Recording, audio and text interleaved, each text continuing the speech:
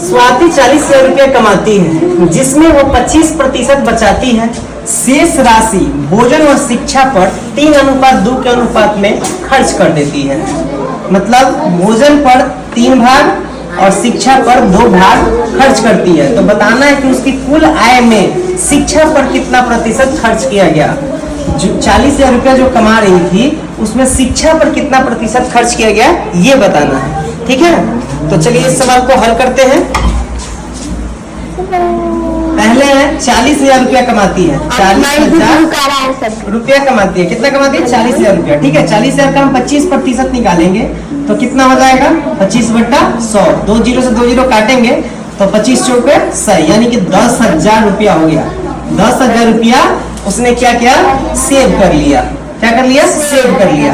40,000 total रुपया कमा रहा था, 10,000 रुपया सेव कर लिया तो कितना बच गया बताइए?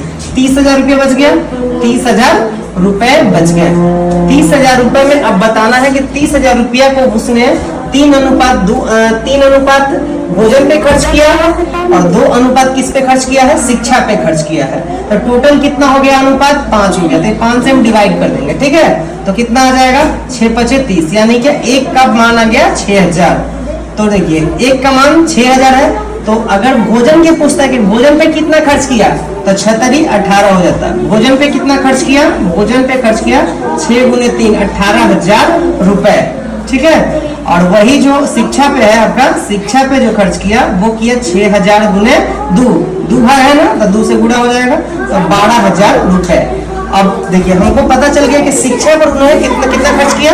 शिक्षा पर उसने 12,000 रुपया खर्च किया। अब हमको बताना है कि शिक्षा पर जो खर्च किया गया उसका प्रतिशत कितना है।